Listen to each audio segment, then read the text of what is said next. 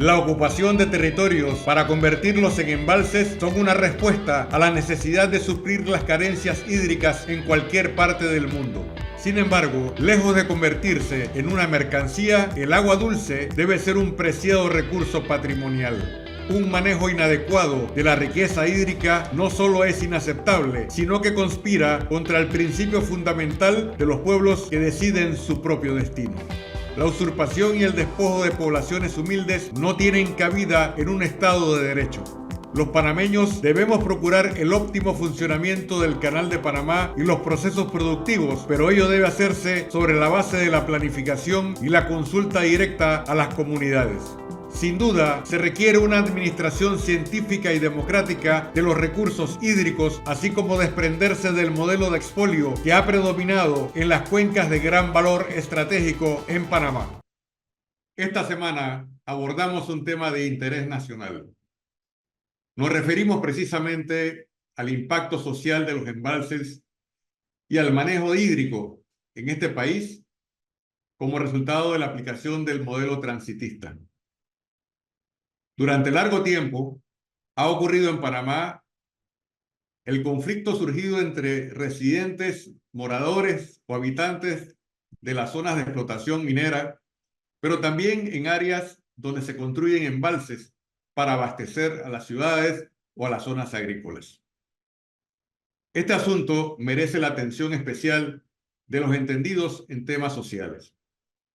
Por ello, hemos querido iniciar un conversatorio con Santander Tristán Donoso, abogado y asesor legal de la Alianza Estratégica Campesina, y con Harriet Harriges, comunicadora social de origen estadounidense, pero quien actualmente radica en Panamá. Con ellos pretendemos generar luces a la sociedad panameña sobre lo que ocurre en el manejo territorial del país, especialmente con el recurso hídrico.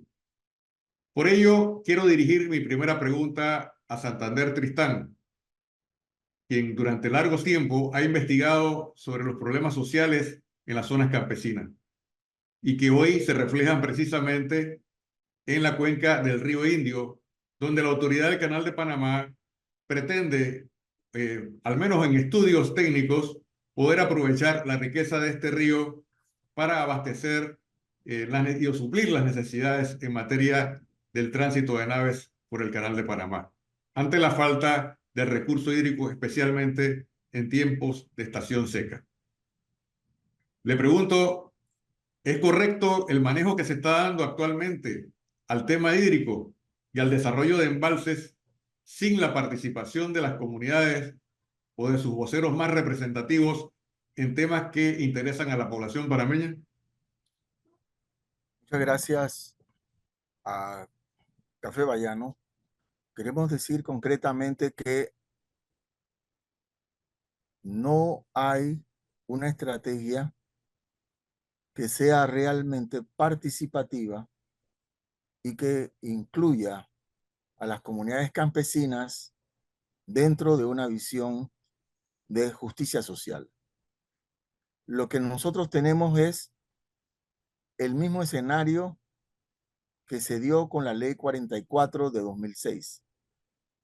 La Ley 44 de 1999, que fue derogada en 2006, fue el escenario en el cual se ampliaron los límites de la llamada Cuenca Occidental, casi 2.000 kilómetros. Pero no solo eso, sino que se generó amenazas fuertes al desplazamiento de las comunidades campesinas, a la construcción de dos grandes hidroeléctricas, a una deforestación masiva de la región, incluyendo toda la zona de Coclé del Norte, que hay que recordar que ya inclusive teníamos la ley 9 de 1997 de minería metálica existente en la zona, de la cual nunca se dijo nada. Es decir, una ley 44 en consulta que, como bien decía Monseñor Aris, cuando la cuestionó hace más de 24 años, justamente decía, me opongo al proyecto, a la ley 44 y a los embalses por razones de justicia, justamente por el tema de las expropiaciones y el reasentamiento que tenía que producirse a los campesinos, por razones ecológicas, por razones morales, por razones históricas, por razones éticas, decía Monseñor Arias en ese momento, justamente porque no había una política que pudiera definir el respeto a los pequeños y medianos productores de la región. Por razones de método, porque no había consulta, no había derecho a la información. Por razones de acaparamiento, porque mientras la autoridad del canal ampliaba su territorio, estrechaba los límites de las comunidades campesinas en sus tierras, sin darle horizontes hacia dónde ellos serían ubicados para su desarrollo social. Y por razones históricas, decía, porque hay que decirlo alto y claro, el proyecto de los embalses, de las hidroeléctricas y de los límites definidos con la ley 44 de 1999 no fue justa ni coherente con la historia de las comunidades campesinas. No hubo metro cuadrado de centros de salud, de escuelas, de desarrollo social y beneficios para las comunidades campesinas. Simple y sencillamente estaba allí la autoridad del canal y su junta directiva para imponer las reglas de un modelo económico justamente al servicio de los sectores económicos más poderosos del país.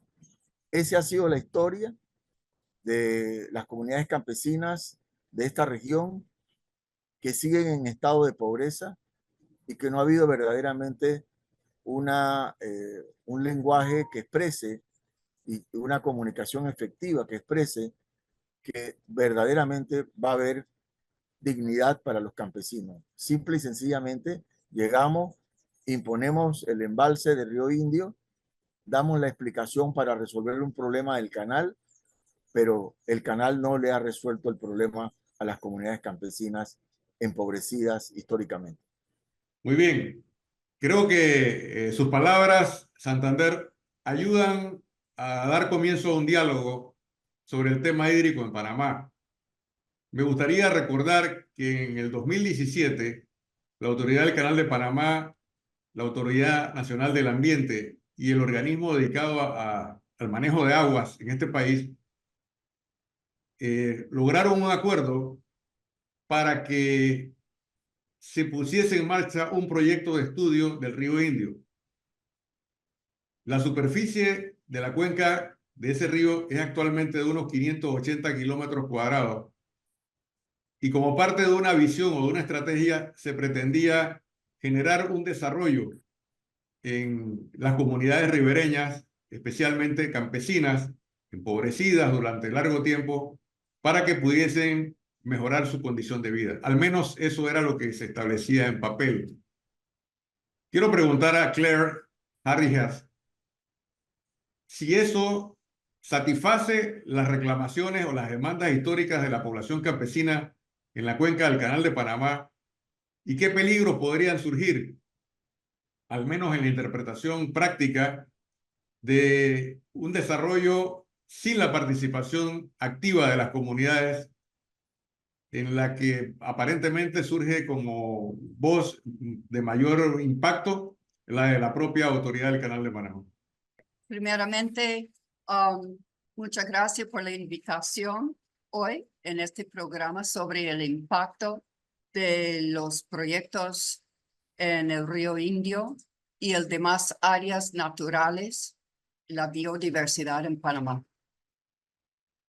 Lo que ha hecho el gobierno, la autoridad del Canal de Panamá desde hace muchos años, ya mínimo 6 años, es comenzar a tratar ciertos grupos de los campesinos e indígenas que viven a las riberas del río.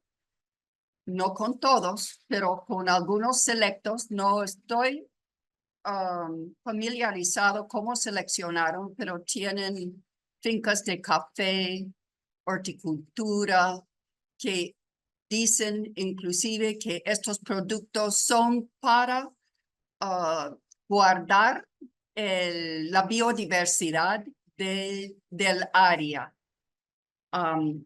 Y lo que ha hecho cualquier actividad comercial que es favorable para algunos grupos, deja por fuera la mayoría de de la población que no está seleccionada. Se nota que hay panfletos y revistas a todo color, cada página, demostrando los productos de algunos de estos productores pequeños de café. Y se ve muy bonito y favorable y con imágenes de personas del gobierno participando en las actividades.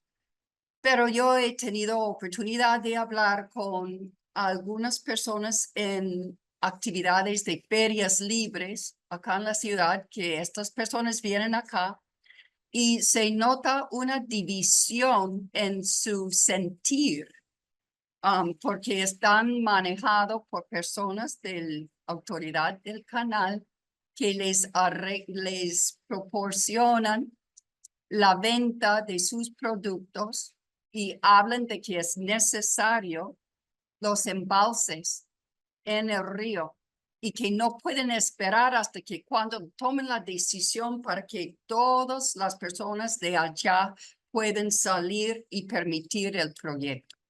Mientras que yo veo las caras, y estoy hablando muy de persona a persona, yo veo las caras de los otros campesinos e indígenas y agachan la cabeza y no están de todo acuerdo con ese proyecto de tener que abandonar sus áreas nativos y de donde nacieron.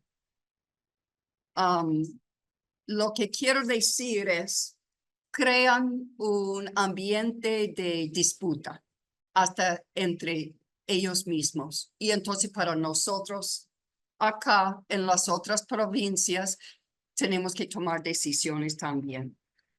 Todo eso siempre, si se habla de la ley de 1999, pero se nota que todos los proyectos grandes, hasta del nuevo canal que aprobaron con Martín Torrijos, hasta la ley minera en 1997, pero todo han tenido que tener financiamientos.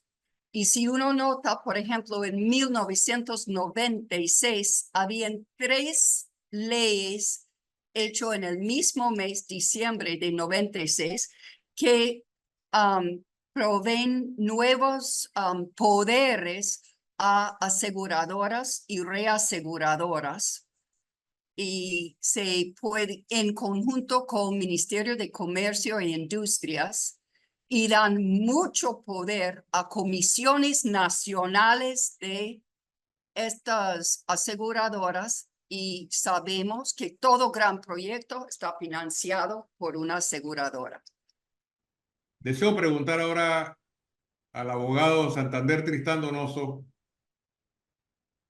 ¿cuál es la posición más sobresaliente de parte de las organizaciones campesinas, de la liga a la que usted representa, en el sentido de poder reafirmar su soberanía, su territorialidad sobre las áreas que posiblemente podrían quedar inundadas como resultado de la acción o el plan que prevé la autoridad del Canal de Panamá, sabiendo de antemano que no es la única opción desde el punto de vista hídrico para resolver la falta de agua en el periodo de la estación seca en los próximos años? ¿Cuál es la principal demanda de estas organizaciones? En 2006, justamente en la fecha en que se deroga la ley 44 y que se plantea el proyecto del tercer juego de esclusas, se señala por parte de la autoridad del canal en su plan maestro de que, en efecto, después de haber hecho una revisión de alternativas hídricas, se señala en ese plan de forma enfática en el capítulo 7 de que el río Indio no es una opción que va a resolver el problema de la crisis del agua para el canal de Panamá. Y hacen justamente todo un análisis del impacto ambiental y del impacto social. En ese momento, la Coordinadora Campesina contra los Embalses, que ha librado una lucha muy difícil, muy compleja, que los llevó a venir hasta la ciudad de Panamá a defender sus derechos, a defender su tierra, a defender su historia,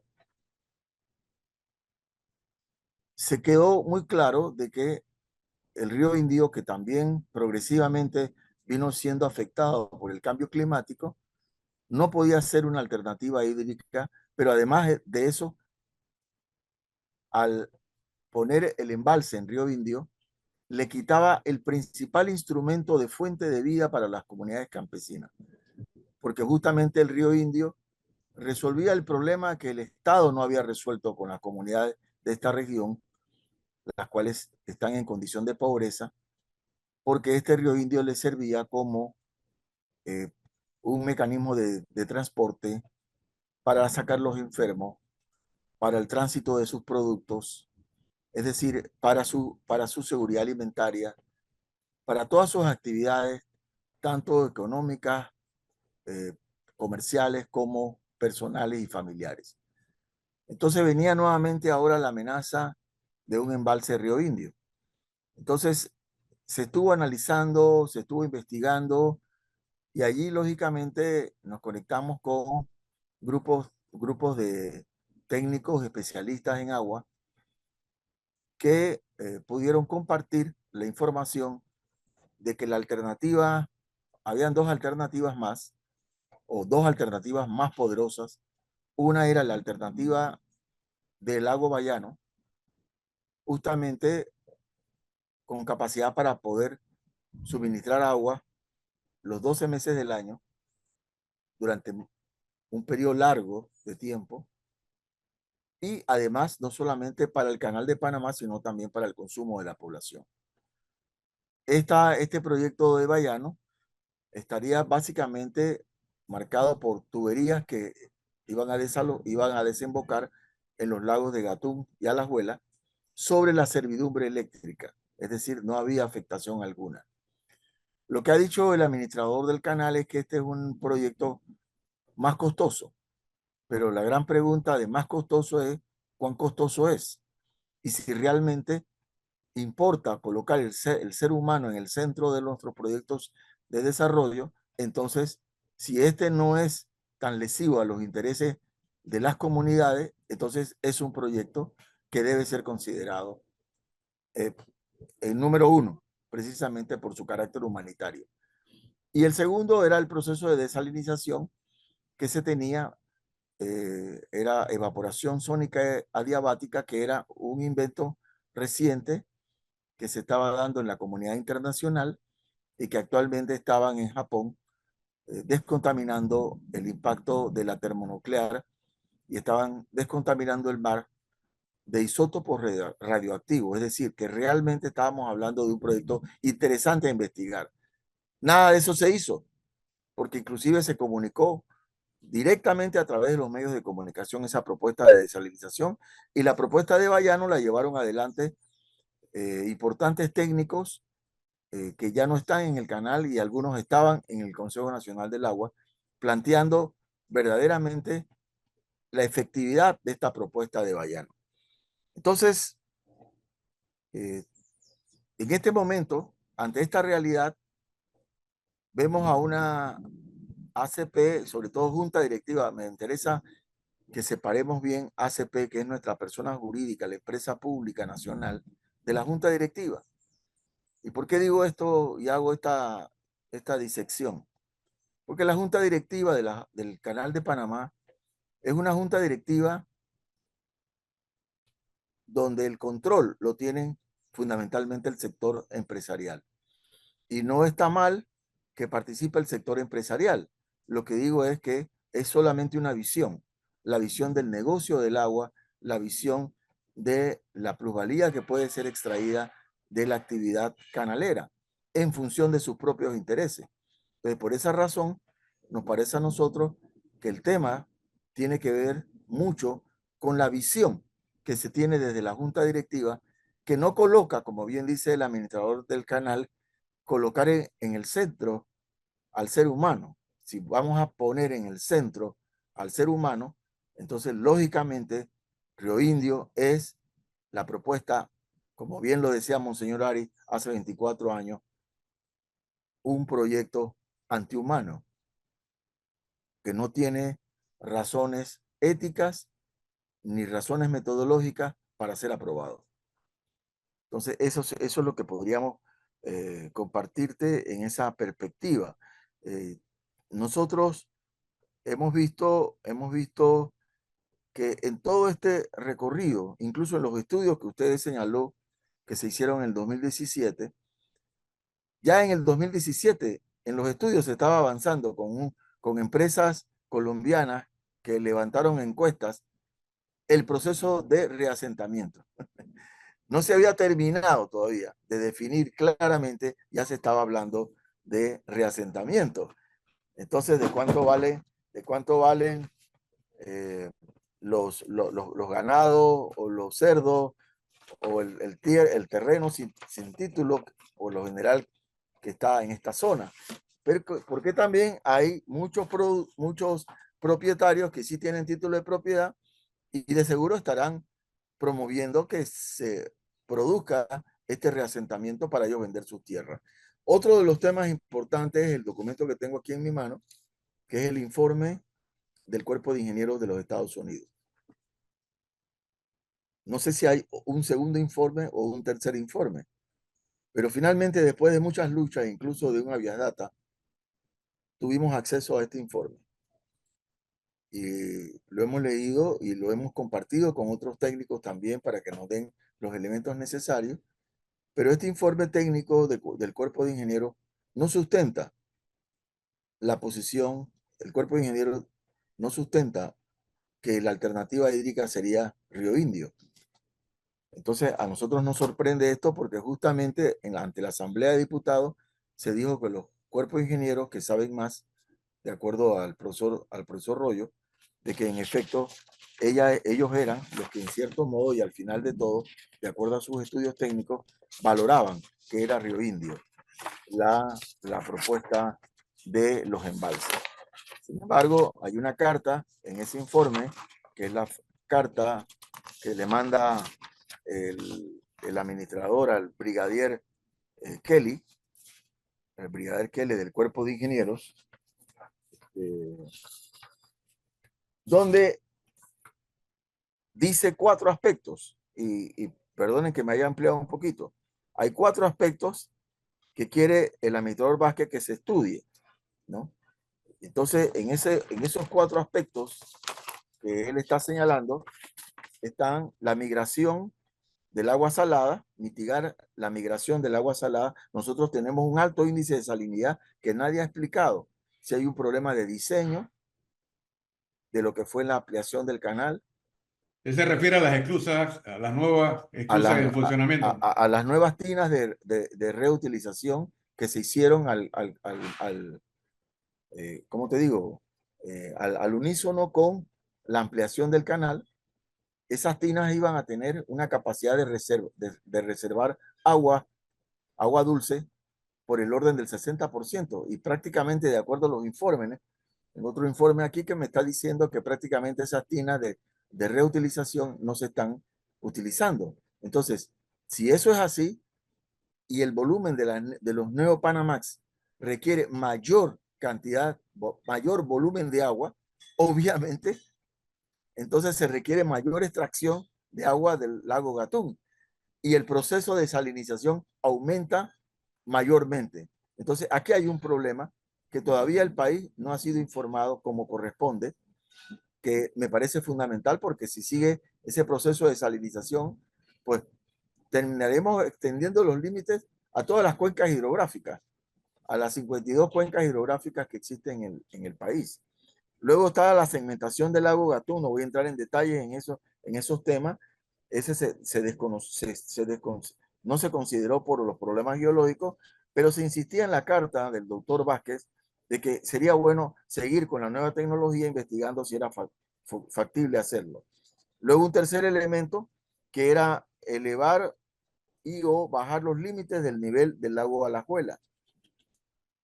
El lago Alajuela es un lago cuya extracción en este momento se incrementa hasta 11 tránsitos del Canal de Panamá, que es lo que prácticamente accede el consumo de la población panameña, de la ciudad. Entonces la gran tesis es, bueno, qué bueno sería no seguir extrayendo esa agua del lago Alajuela, porque estaríamos asegurando 12 tránsitos. Pero ¿cuáles serían las otras alternativas para el consumo de la población? Posiblemente ahí es donde viene este maniqueísmo que dice Río Indio, agua para el canal y para el consumo de la población. Vamos a Eso no dejarlo está ahí, claro. vamos a dejarlo ahí, vamos a continuar, Vamos a dejarlo ahí. Santander Titán Donoso, porque tengo una pregunta dirigida a Claire.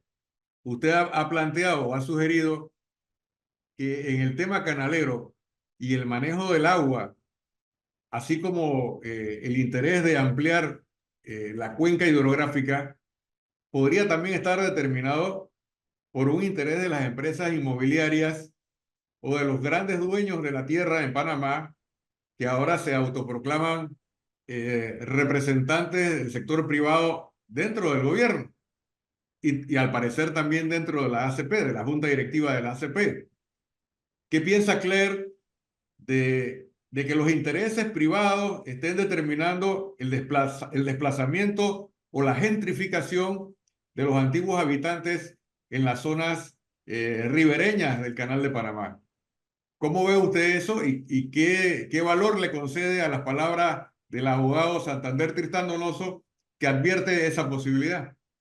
Oh, sí, definitivamente concuerdo con los planteamientos que él ha hecho. Y el interés privado está ya más arriba de la actividad pública con este nuevo gobierno. Especialmente hace un año, en julio de 2023, llegó el presidente de Corea del Sur y firmó también un contrato con Panamá en cuanto a lo público-privado. Y Corea es como una experta en este tipo de manejo que no requiere licitación para los proyectos. Es, como decimos acá, de a dedo.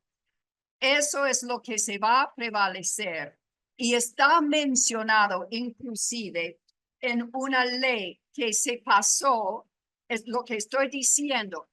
El gobierno tiene décadas de sembrar leyes que en su visión del futuro les provee los mecanismos de actuar para siempre el beneficio propio, no para el beneficio de campesinos, de indígenas, ni de más nadie de a pie.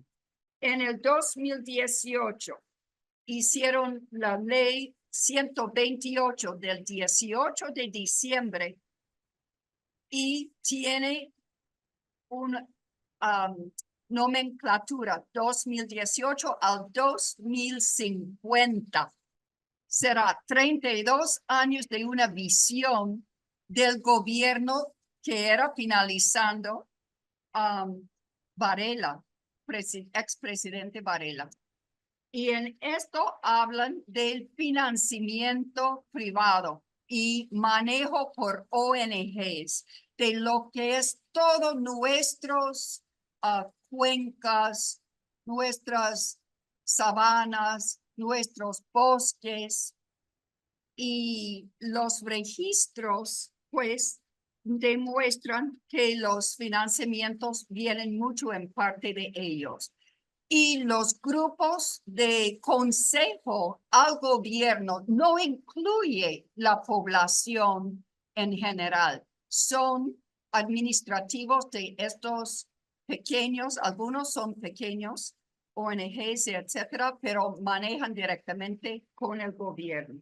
La ley se llama Estrategia y Plan de Acción Nacional de Biodiversidad y registra los más o menos, son solo como 8 páginas del mismo versión de leyes, el base de las leyes, pero otro es un anexo de un libro de como 100 páginas que demuestra todos los acuerdos y tratados bilaterales de Panamá con otros países, supuestamente para conservar, proteger y mantener la biodiversidad en Panamá, pero a la vez siempre cuelgan y el desarrollo económico. Entonces, en esto nos vemos, por ejemplo, no hablan, el libro entero no habla de la mina en Donoso y achacan mucho de los problemas ecológicos al clima, al cambio climático solamente.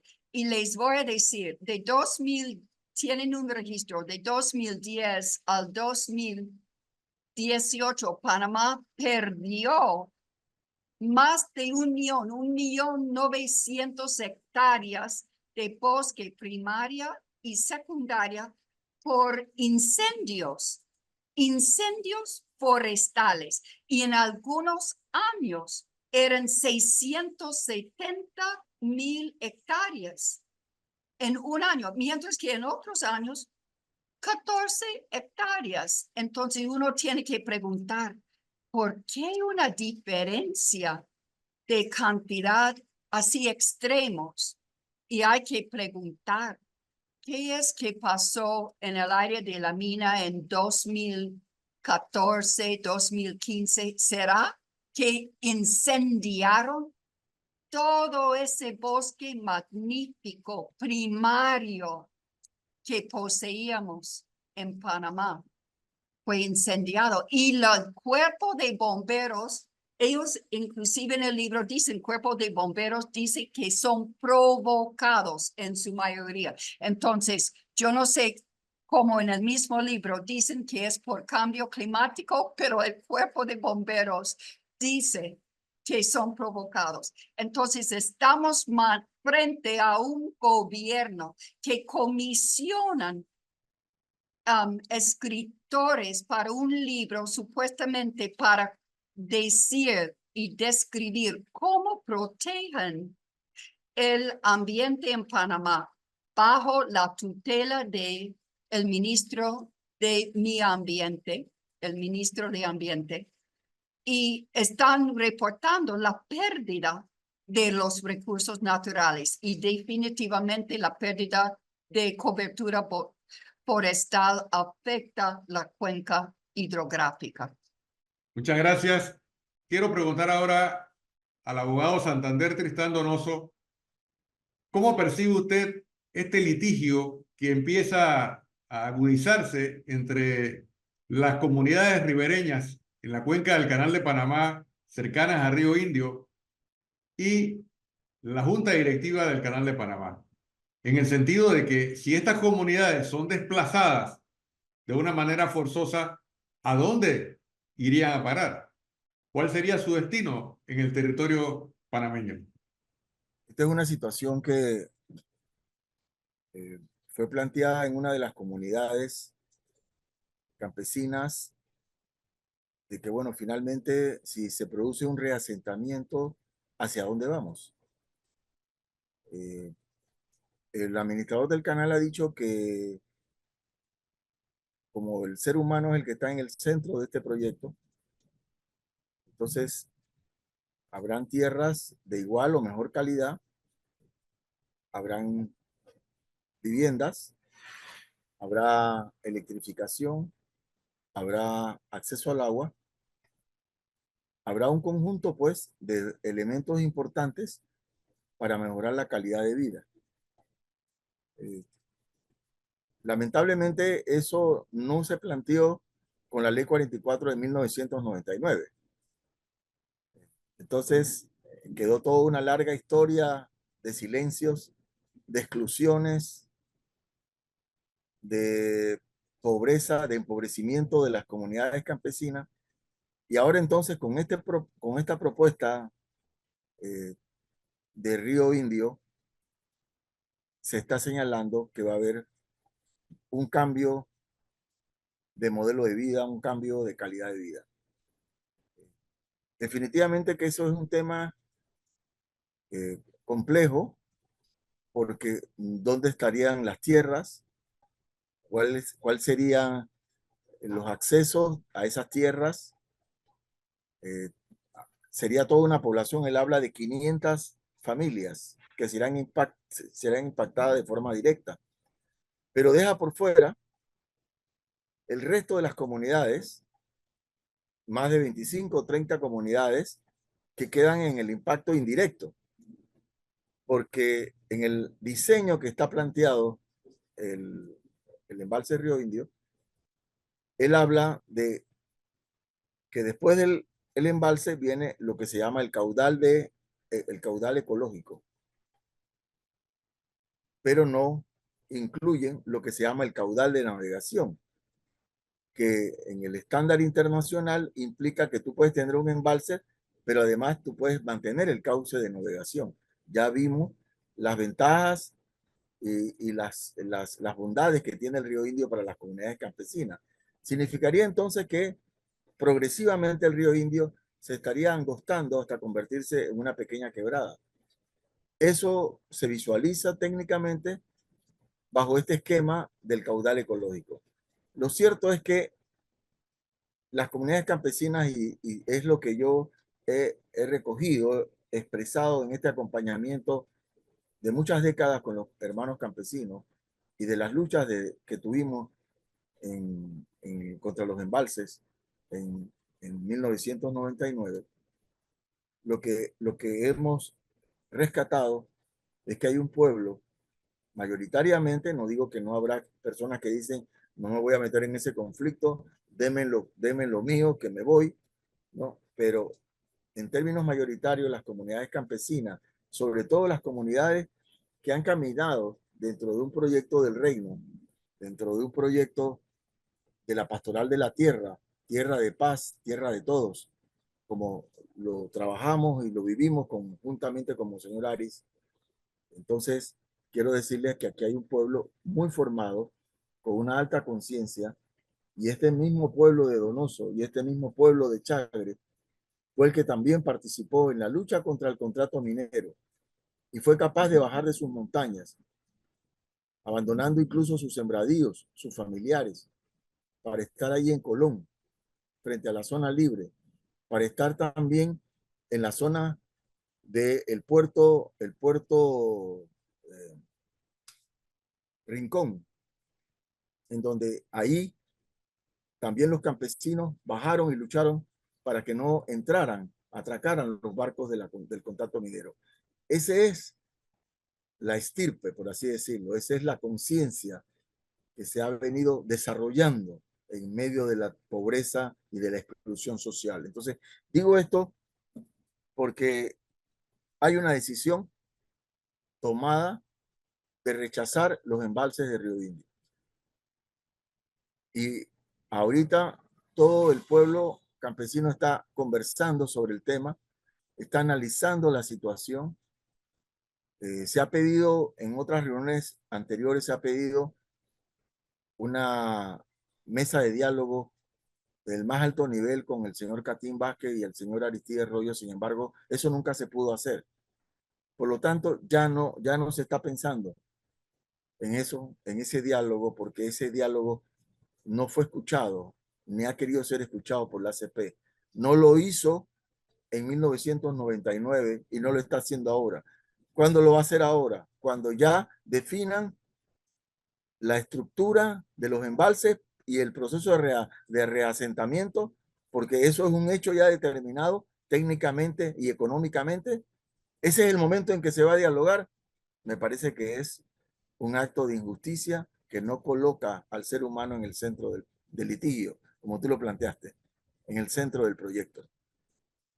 Muchas gracias, Santander. Me llama la atención que en un momento dado, en el gobierno del presidente Martín Torrijos, los sectores más avanzados de la Iglesia Católica, me refiero a los que tienen esa vocación al servicio del ser humano, apoyaron decididamente el derecho a la tierra de los campesinos y de los indígenas que vivían dentro de la cuenca del Canal de Panamá.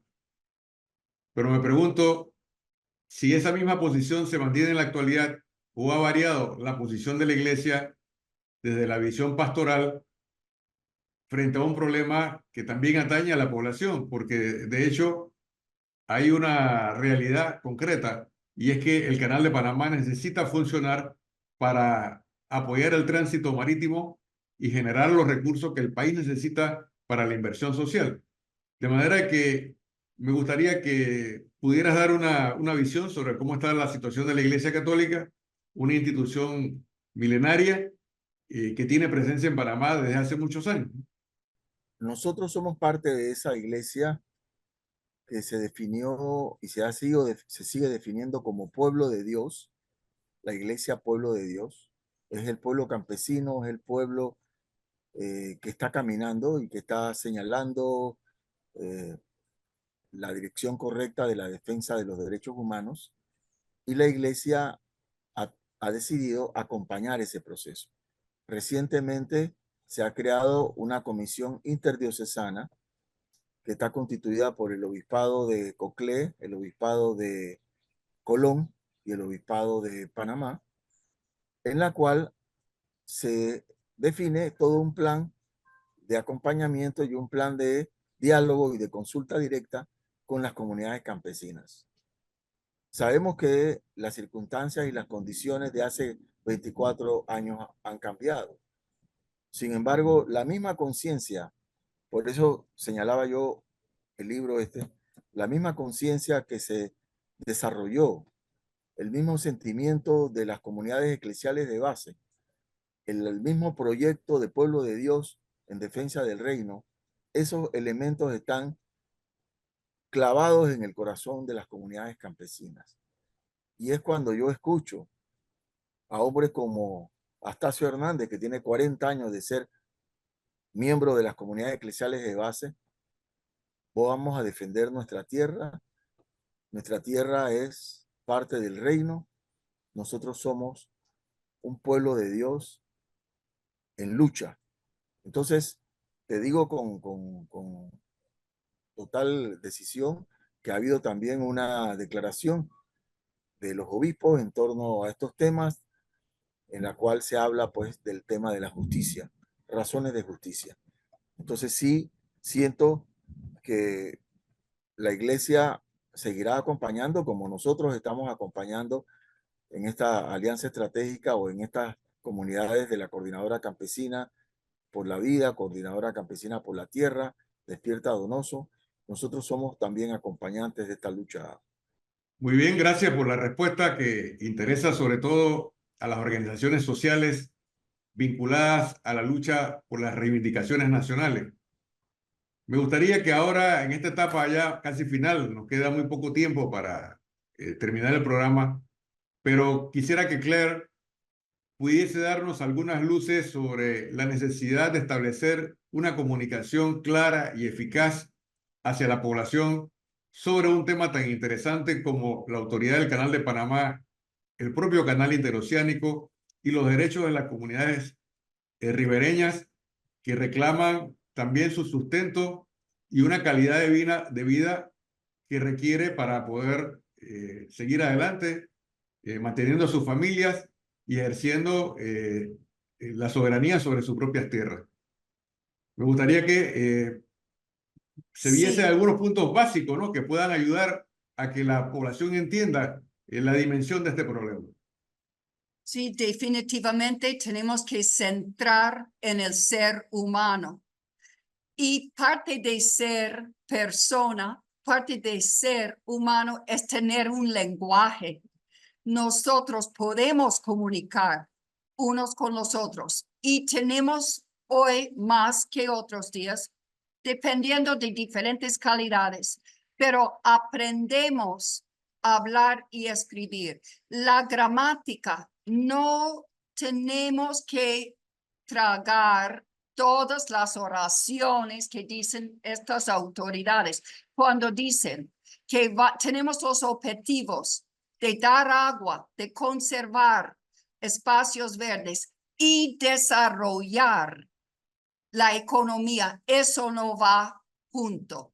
Y tenemos que pararlos allí y decir, no, esto no es un plan para nosotros. Entonces, tienen esa manera de tratarnos con un lenguaje que es de doble sentido, doble significado.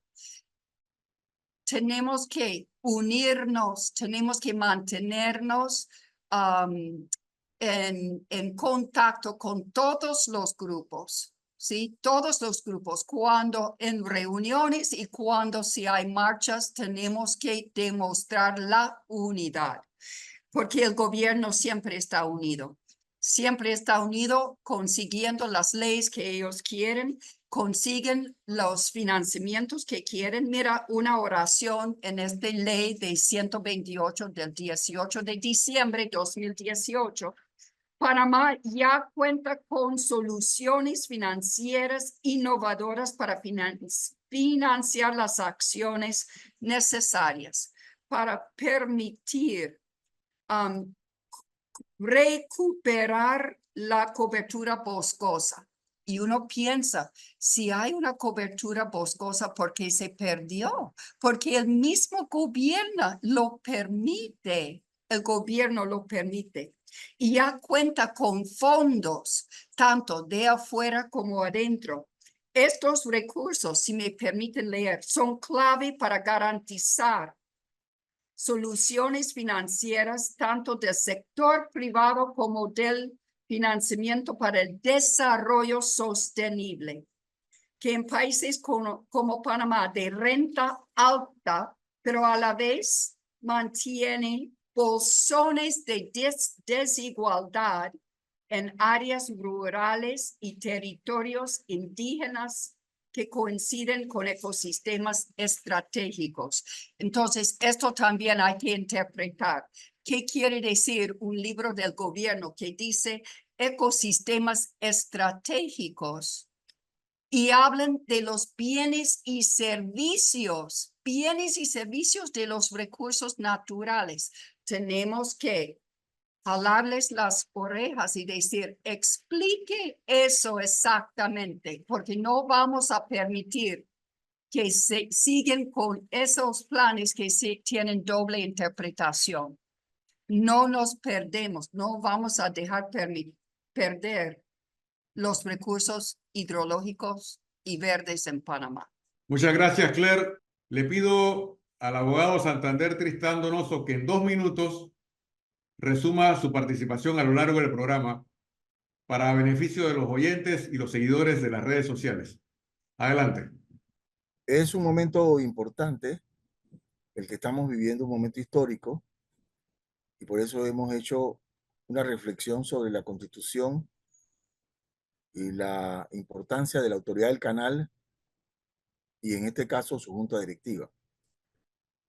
Porque sentimos que el proyecto de nación, el proyecto de Estado, no se agota en la junta directiva, sino que se agota en todos los sectores y en todos los actores importantes de la nación panameña y que básicamente se luchó por rescatar la independencia territorial de nuestro país. Recientemente hemos visto también en un mapa de corredores de Panamá, corredores naturales, cómo se está afectando esta zona, donde está la mina y donde estaría ahora todo el tema de los embalses que también estaría afectando. la conectividad biológica. Es decir, hay factores, elementos que hay que meter en la agenda del desarrollo nacional y la junta directiva, obviamente, una junta directiva bien representativa, con el Estado panameño tienen una responsabilidad y ahí las comunidades campesinas estarían dispuestos a dar todo el esfuerzo necesario. Aquí en Panamá, recuerden, termino con ello, aquí hay una ley 21 del ordenamiento territorial de Panamá, que fue una ley que auspició la autoridad del canal. Sin embargo, esa ley 21 constantemente se viola, constantemente se deforestan los bosques de Clayton, y sin embargo, aquí no hay ninguna reciprocidad, ninguna eh, intervención de parte de la autoridad del canal. Entonces hay que asumir una responsabilidad de protección del ambiente, de protección del ordenamiento territorial, para entonces decir que en efecto estamos cumpliendo con nuestra responsabilidad constitucional de no solamente supervisar el funcionamiento del canal, sino también la protección de los recursos hídricos. Las comunidades campesinas están dispuestas a defender los recursos hídricos, han vivido de ellos y esperan entonces que el pueblo panameño entienda este nuevo momento de la lucha panameña para que respalde y podamos salir con una propuesta verdaderamente digna, verdaderamente soberana y verdaderamente humana para nuestro país. Gracias. Muchas gracias a usted, estimado jurista, por la visión que ha ofrecido a los televidentes y seguidores en las redes sociales. Y concedo ahora los siguientes 2 minutos a Claire Harriges para que resuma su participación durante este programa tan interesante. Bueno, lo que voy a decir a la audiencia de Café Bayano. Panamá es el 14º país más vulnerable en la pérdida de sus recursos naturales en el mundo. Por una parte, el aumento de las aguas del mar, que ya sabemos, algunas de las islas de Ngunayala ya se están cubriéndose. Ahí hay un rescate parcial, porque no han ni siquiera terminado de mudar todas estas personas. Entonces, imagínense en el Río Indio, ¿dónde y con qué dinero? Porque no hablan del dinero para el rescate de los campesinos e indígenas del Río Indio. Entonces, tenemos acciones de doble filo.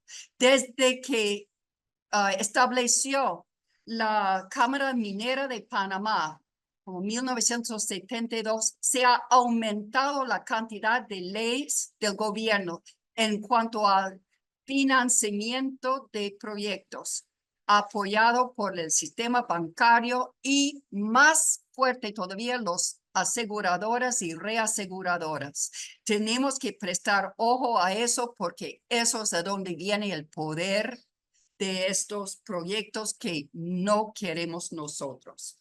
Entonces, prestamos atención a lo que el gobierno está haciendo, reunimos, hablamos de las leyes que hace el gobierno y apoyamos en leyes que puede proteger a nosotros. Y muchas gracias. Muchas gracias a usted, Claire, por esa visión ofrecida y compartida con los televidentes de Café Bayano. Me corresponde a mí tratar de hacer una compilación de las ideas vertidas en este programa. En primer lugar, considero necesario destacar la idea central de establecer un método de consulta permanente con las comunidades. Es el pueblo panameño el soberano sobre las áreas revertidas y sobre todo el territorio, y se requieren mecanismos confiables que aseguren que las decisiones del Estado están fundamentadas en el sentimiento mayoritario de la población. Las respuestas que han sido planteadas hasta ahora no satisfacen desde el punto de vista técnico ni humano a las comunidades que podrían ser afectadas con el desplazamiento masivo. Y es importante que en la sociedad panameña se inaugure un debate con la participación más amplia de sectores políticos y sociales que contribuya a escoger la mejor decisión en materia ambiental dentro del Canal de Panamá y fuera del Canal de Panamá. Los embalses son parte de la riqueza hídrica del país, pero deben estar concebidos sobre la base científica, sobre el amor al país y sobre el derecho que tienen los panameños a disfrutar de un ambiente sano, seguro y plenamente verde. Hoy, más que nunca, se impone la necesidad de garantizar un ambiente sano y para ello el Estado debe asumir su propia responsabilidad de velar por la existencia de los recursos, tanto hídricos como terrestres y aéreos.